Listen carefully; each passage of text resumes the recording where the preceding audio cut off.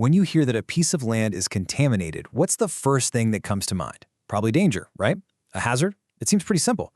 But what if I told you the experts who deal with this stuff every day see it completely differently? Let's get into what truly makes a contaminated site risky.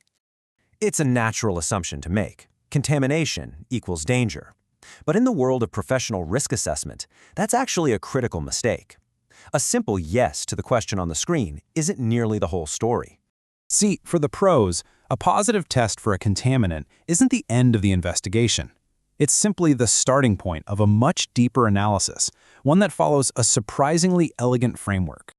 So if just the presence of a contaminant isn't enough to define risk, what is? Well, professionals rely on a really powerful but actually pretty simple framework to find the real answer. Let's break down the 3 pillars that form the foundation of all modern environmental risk assessment. It's called the Source Pathway Receptor Model, or SPR for short. It's a simple name for a really profound idea. To understand risk, you absolutely must have these 3 components.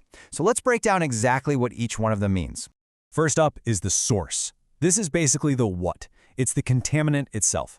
It could be petroleum hydrocarbons from a leaking underground storage tank, or heavy metals left behind in old industrial fill, or even solvents that have seeped into the groundwater. This is the potential hazard. Next, we have the pathway. This is the how. A contaminant can't cause any harm if it can't get anywhere. The pathway is the route it takes. This could be direct contact with skin, or breathing in contaminated dust or vapors, or maybe the contaminant leaching down through the soil to pollute a water source. And finally, we have the receptor. This is the who or what that could actually be harmed. We often think of people first, like future residents or construction workers on the site. But a receptor can also be the environment itself, like a sensitive ecosystem, a groundwater aquifer used for drinking water, or even the foundations of buildings. So we have our 3 pieces of the puzzle: a source, a pathway, and a receptor. But the magic here, the whole point of the model, isn't in the pieces themselves. It's all about how they connect. This is the absolute core concept. Actual, tangible risk only exists when you can form an unbroken chain connecting all 3 of those elements. This connection is called a pollutant linkage. If even one link in that chain, the source, the pathway, or the receptor, is missing, there is no risk, period. And that brings us to a crucial distinction. A barrel of chemicals buried deep underground is a hazard. It has the potential to cause harm. But it only becomes a risk when a complete pathway connects it to something that can be harmed. A hazard is static. Risk is all about the connection. This quote from the source material just captures it perfectly. Contamination is the hazard, but exposure is what converts that hazard into risk. And that exposure is literally impossible without the complete pathway connecting the source to the receptor. What this all means is that risk is not absolute. It is entirely context-dependent. The exact same amount of the exact same contaminant can pose a massive risk in one scenario and a negligible one in another. It all comes down to the specific details of that particular site. That's why a simple lab result showing contamination above some generic screening level doesn't trigger panic among professionals. It's not a conclusion that there's high risk, it's just a signal, a flag that tells them it's time to start investigating the potential for a complete pollutant linkage. Let's see this in action with a couple of practical examples. Imagine you have hydrocarbons buried deep in the soil. On a paved-over industrial site, there's no way for anyone to come into contact with them.